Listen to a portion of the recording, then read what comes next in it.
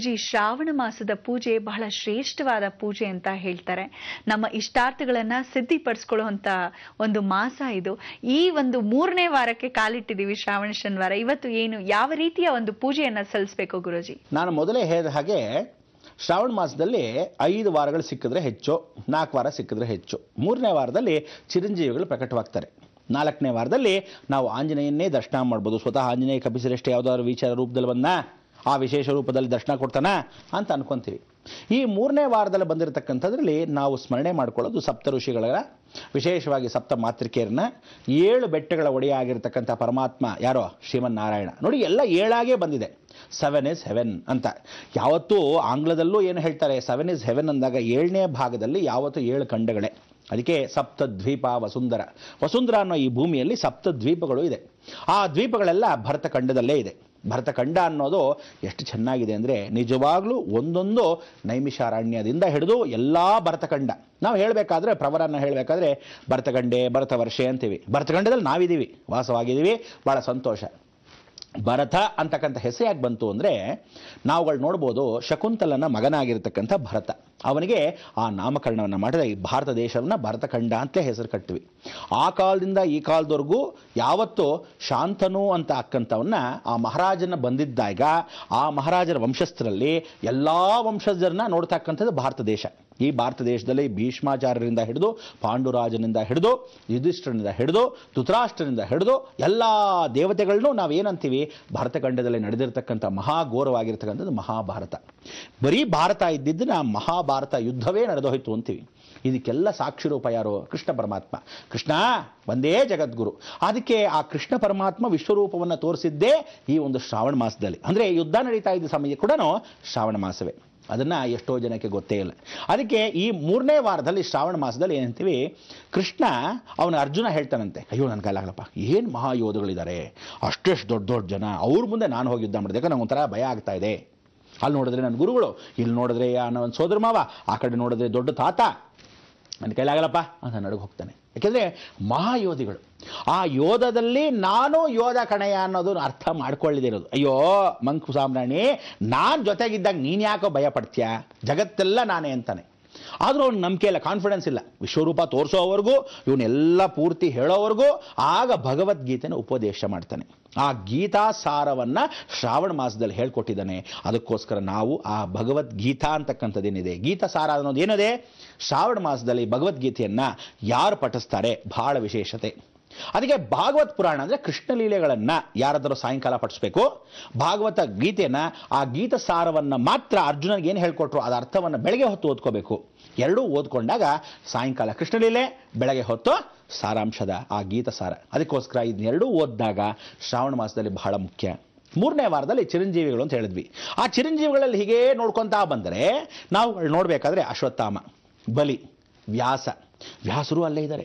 ಬಲ್ ಚಕ್ರವರ್ತಿ ಅವನು ಇರಲಿಲ್ಲ, ಸರಿ ಅವನು ಹಿಂದಿನ ಕಾಲದವನು ಅಂತ ಇಟ್ಕೊಳ್ಳೋಣ. ಅಶ್ವತ್ಥಾಮ ಅವನು ಅದೇ ಕಾಲದವನು. ಅದಕ್ಕೆ ಅಲ್ಲಿ ನೋಡ್ತಾ ಹೋದರೆ ಭರತಖಂಡದಲ್ಲಿ ಎಲ್ಲ ದ್ವಾಪರ ಯುಗದವರೇ ಜಾಸ್ತಿ.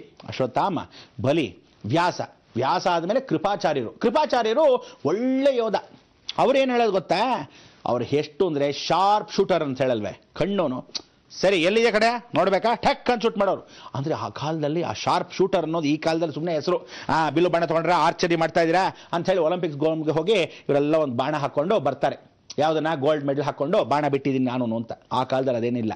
ಅವನು ಫಸ್ಟ್ ಕ್ಲಾಸಾಗಿ ಹೇಗೆ ಅಂದರೆ ಹೀಗೆ ನೋಡಿದ ತಕ್ಷಣ ಬಿಡೋನು.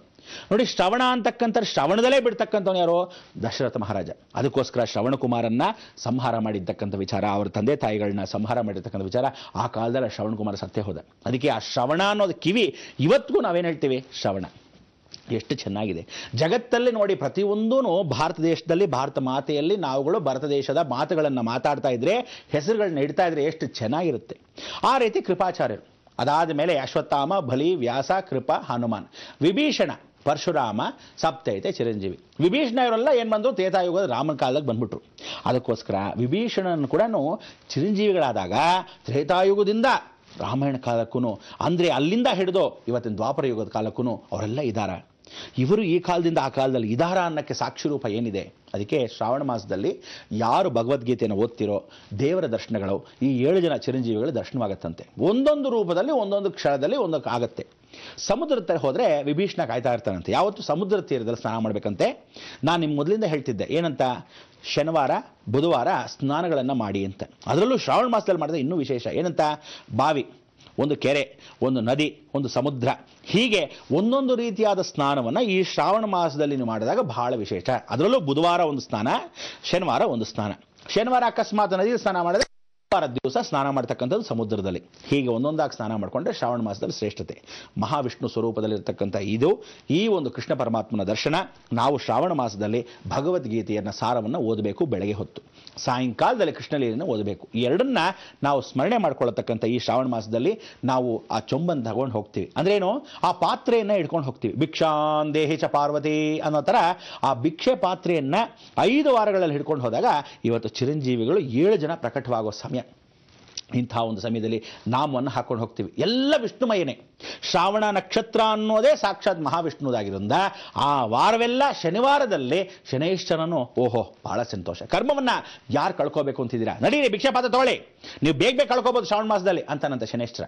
ಸರಿ, ಯಾರ ನನ್ನ ಟೀಮ್ ಬರ್ತೀರೋ ಬನ್ನಿ ಬನ್ನಿ ಅಂತಾನೆ. ಹಾಗೆ ನೀವುಗಳು ನಿಮ್ಮ ಮಕ್ಕಳನ್ನ ಕಳಿಸಿದಾಗ ಖಂಡಿತ ನಮ್ಮ ಯೋಗ್ಯತೆ ಅನುಸಾರ ನಮ್ಮ ಕರ್ಮಗಳನ್ನ ಬೇಗ ಕಳ್ಕೋಬೋದು. ಕೆಲವು ದೊಡ್ಡ ದೊಡ್ಡ ಕೂಡ ಭಾಳ ಚೆನ್ನಾಗಿ ಅವ್ನು ದೊಡ್ಡ ಆಫೀಸರ್ ಆಗಿರ್ತಾನೆ. ಒಂದು ನಿಮಿಷ ಕಡೆ, ನಾನು ಇವತ್ತು ಸ್ವಲ್ಪ ಲೇಟಾಗಿ ಬರ್ತೀನಿ ಆಫೀಸು, ಶನಿವಾರ ನಾನು ಸ್ವಲ್ಪ ಭಿಕ್ಷೆ ಎತ್ಕೊಂಡ್ಬಂದ್ಬಿಡ್ತೀನಿ ಅಂತಾನೆ. ಯಾಕಪ್ಪ ಹೀಗೆ ಭಿಕ್ಷೆ ಎತ್ಕೊಂಡ್ಬರ್ತಾನೆ? ನೀವು ನೋಡ್ಕೊಂಬನ್ನಿ, ತಮಿಳುನಾಡಲ್ಲಾಗಲಿ ಆಂಧ್ರಲ್ಲೇ ಕೆಲವು ಭಾಗದಲ್ಲಿ ಇವತ್ತಿಗೂ ಆ ಭಿಕ್ಷಾ ಪಾತ್ರನ ಬಿಡಲ್ಲ. ಯಾಕೆಂದರೆ ಕರ್ಮಗಳನ್ನು ಬೇಗ ಕಳ್ಕೊಬೋದು. ಚೊಪ್ಲಿಗಳನ್ನು ಕಾದಾಗ ಶನೇಶ್ಚರನ ಕರ್ಮಗಳನ್ನು ಕಳ್ಕೊತೀವಿ. ಬಾತ್ರೂಮ್ ಲೆಟ್ರಿನ ತೊಳೆದಾಗ ರಾಹುಕೇತುಗಳ ದೋಷ ಹೋಗುತ್ತೆ, ಗುರು ಅನುಗ್ರಹ ಸಿಗುತ್ತೆ. ಹಸುಗಳನ್ನು ಕೊಠಡಿಗಳನ್ನ ತೊಳೆದಾಗ ಗುರು ಅನುಗ್ರಹ ಸಿಗೋದಲ್ಲದೆ ಗುರು ದೋಷಗಳು ಪರಿಹಾರ ಆಗುತ್ತೆ. ಅದೇ ರೀತಿ ಹೀಗೆ ಪಾತ್ರೆಯನ್ನು ಹಿಡ್ಕೊಂಡಾಗ ಕರ್ಮಗಳನ್ನ ಬೇಗ ಕಳ್ಕೊತೀವಿ. ಅಂದರೆ 9 ನವಗ್ರಹ ದೋಷಗಳನ್ನು ಏಕಕಾಲಕ್ಕೆ ಕಳ್ಕೊಳ್ಳೋಕ್ಕೆ 5 ವಾರದಲ್ಲಿ ವಿಶೇಷವಾಗಿರ್ತದೆ ಶ್ರಾವಣ ಮಾಸದಲ್ಲಿ ಕಳ್ಕೋಬೋದು ಅಂತ ಹೇಳ್ತಾರೆ. ಅದಕ್ಕೆ 7 ಬೆಟ್ಟಗಳ ಒಡೆಯ, ಒಂದೊಂದು ಬೆಟ್ಟ ಹತ್ತದಾಗಿ ನೀವು ಆ ಒಂದೊಂದು ಬೆಟ್ಟನೂ 7 ಬೆಟ್ಟಗಳ ಒಡೆಯಾಗಿರ್ತಕ್ಕಂಥ 5 ವಾರದಲ್ಲಿ ಆ ಪರಮಾತ್ಮನ ಕೃಪಾಕಟಾಕ್ಷಕ್ಕೆ ಪಾತ್ರ ಆಗಕ್ಕೆ ಒಂದೇ ವಾರ ಅಂದರೆ ಈ 3ನೇ ವಾರದಲ್ಲಿ ಬಹಳ ಶ್ರೇಷ್ಠತೆ. ಅಂದರೆ ಇವತ್ತು ಅಕಸ್ಮಾತ್ ಆ ಭಿಕ್ಷೆ ಪಾತ್ರೆ ಇಟ್ಕೊಂಡಾಗ ಚಿರಂಜೀವಿಗಳಾಗಿದ್ದಾರಂದರೆ ಯುಗ ಯುಗದ ಕರ್ಮಗಳನ್ನು ಕಳ್ಕೋಬೋದಂತೆ. ಜನ್ಮ ಜನ್ಮದ ಕರ್ಮ ಅಂದರೆ ಹೇಳ್ತಾರಲ್ಲ 7 ಜನ್ಮದ್ದು ಅಂತ. ಯಾಕೆ 8 ಜನ್ಮ ಅನ್ಬೋದಾಯ್ತು, 6 ಜನ್ಮ ಅನ್ಬೋದಾಯ್ತು? ಇಲ್ವೇ 7 ಜನ್ಮದ ಪಾಪ ಕರ್ಮಗಳು. ಅದಾದಮೇಲೆ 7 ಜನ್ಮಕ್ಕೂ ನಾನು ಹೆಂಡತಿ ಅಂತ, ಸದ್ಯ ಸಾಕಪ್ಪ ಈ ಜನ್ಮಕ್ಕೆ ನೀನು ಗಂಡ ಆಗಿದ್ದು ಸಾಕು, ಇನ್ನು 7 ಜನ್ಮಕ್ಕೆ ನಾನು ಯಾಕೆ ಬೇಕು? ಭಾಳ ಜನ ಹಂಗಂತಾರೆ. ಕೆಲವರು ಎಷ್ಟು ಚೆನ್ನಾಗಿ ನೋಡ್ಕೊತಾರೆ ಅಂದರೆ ಮನಸ್ಸಲ್ಲಿ ಅನ್ಕೊಂಡ್ಬಿಡ್ತಾರೆ ಇವಳೇ ಯಾವಾಗಲೂ 7 ಜನ್ಮ ನಾನು ಹೆಂಡತಿ ಆಗಲಿ ಅಂತ. ಅದೇ ರೀತಿ ಗಂಡಂದ್ರೂ ಅಷ್ಟೇ, ಇವರು ಹೇಳಿಸ್ಕೊಳ್ಳೋದಲ್ಲ, ಆ ಥರ ಅನುಸರಿಸ್ಕೋಬೇಕು. ಎಷ್ಟು ಚೆನ್ನಾಗಿ ಅನುಸರಿಸ್ಕೊತಿರೋ ದಾಂಪತ್ಯ ಜೀವನ 7 ಜನ್ಮಕ್ಕೂ ಗಂಡ ಹೆಂಡತಿ ಅಂತ. ಸದ್ಯ 3 ಜನ್ಮಕ್ಕಿರಲಿ, 1 ಜನ್ಮಕ್ಕೆ ಸರಿಯಾಗಿ ಮಾಡ್ಕೊಂಡ್ರೆ ಸಾಕು. ಜನ್ಮ ಜನ್ಮ ಅನುಬಂಧ ಅಂದರೆ ಶನೈಶ್ಚರ 7.5 ಬಂದ್ಬಿಟ್ಟಾಗ ಕಷ್ಟದಲ್ಲಿ ನಿಜವಾಗ್ಲೂ ಗಂಡ ಹೆಂಡತಿ ಯಾವತ್ತು ಸುಖವಾಗಿ ಒಟ್ಟಿಗೆ ಇರ್ತಾರೋ, ಅವನು ಕಷ್ಟ ಬರಲಿ ಇವಳು ಕಷ್ಟ ಬರಲಿ, ಅದು ನಿಜವಾದ ಸುಖ ಜೀವನ. ಅಂದರೆ ಶನಿ ಹೇಳ್ತಿದ್ದಂತೆ ನಾನು ಈ ವಾರದಲ್ಲಿ ವಿಶೇಷ ಅಂದರೆ ಯಾವ ಗಂಡ ಹೆಂಡತಿ ತಮ್ಮ ಕಷ್ಟ ಕಾಲದಲ್ಲಿ ಒಟ್ಟಿಗೆ ಇರ್ತಾರೋ ಅವರನ್ನ 7 ಜನ್ಮದಲ್ಲಿ ಚೆನ್ನಾಗಿಟ್ಟಿರ್ತೀನಿ ಅಂತ. ಅಂದರೆ ಕೆಲವರು ಹೇಳ್ತಾರೆ ಕಷ್ಟ ಬಂತು ಅವನ ಕಡೆ ನನಗೆ ಯಾಕೆ ಬೇಕು, 1 ಪೈಸಾ ಪ್ರಯೋಜನ ಇಲ್ಲ ಅಂದ್ಬಿಟ್ಟು ಇವಳು ಓಡೋಗ್ತಾಳೆ. ಇಲ್ಲ, ಇವಳು ಏನು ಕೆಲಸ ಕಾರ್ಯ ಮಾಡಲ್ಲ, ಮಾಡೋ ಕೆಲಸವಿಲ್ಲ, ಇವಳು ಸರಿ ಇಲ್ಲ ಅಂದ್ಬಿಟ್ಟು ಇವಳು ಬಿಟ್ಟು ಹೊರಟೋಗ್ತಾನೆ. ಇವಳಲ್ಲದೆ ಇನ್ನೊಬ್ಬ ಬಂದು ಹೊರಟೋಗಿರ್ತಾನೆ. ಆ ದುರಾಲೋಚನೆ ಇಟ್ಕೊಂಡಿರ್ತಕ್ಕಂಥ ಗಂಡಸರಿಗೆ ಯಾವತ್ತಿದ್ರೂ ನಾಯ್ಪಾಡು. ಅದಕ್ಕೋಸ್ಕರ ಹೇಳ್ತೀನಿ, ಎಲ್ಲರೂ ಗಂಡ ಹೆಂಡತಿಯ ಕರ್ಮವನ್ನು ಕಳ್ಕೊಳ್ಳೋಕ್ಕೆ, ಮಕ್ಕಳನ್ನು ಪರಿವರ್ತನೆ ಮಾಡ್ಕೊಳ್ಳೋಕ್ಕೆ, ಜೀವನದಲ್ಲಿ ನಿಮ್ಮ ಕರ್ಮವನ್ನು 7 ಜನ್ಮಕ್ಕೂ ಕಳ್ಕೊಳ್ಳೋಕ್ಕೆ ಈ 3ನೇ ವಾರದ ಒಂದು ವಿಶೇಷವಾಗಿರ್ತಕ್ಕಂಥ ಶನಿ ಪ್ರಭಾವದ ದಿನ. ಆ ಪ್ರಭಾವ ನಿಮ್ಮ ಮೇಲೆ ಬೀರಬೇಕು.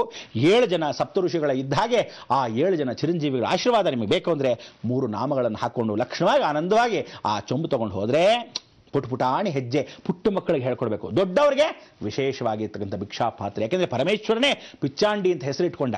ಪಾರ್ವತಿ ಹತ್ರ ಹೋದಾಗ ಅವನು ಈ ನಿರ್ವಾಣ ಸ್ವರೂಪದಲ್ಲಿ ಹೋಗ್ತಾ ಇದ್ದಾಗ ಋಷಿಗಳು ನೋಡ್ತಾ ಇದ್ರಂತೆ. ಈಗ ಆ ಋಷಿಗಳ ಹೆಂಡತೀರು ನೋಡ್ತಾ ಇದ್ದಾಗ ಮೋಹಿಸಿದ್ರಂತೆ. ಏನಕ್ಕೆ ಮೋಹಿಸಿದ್ರು, ಏನಾಯಿತು ಈ ಶ್ರಾವಣ ಮಾಸದಲ್ಲಿ, ಅದು ಕೂಡ ತಿಳಿಸ್ಕೊಡ್ತೀನಿ, ಕಾಯ್ತಾರೆ ಬಂದೆ.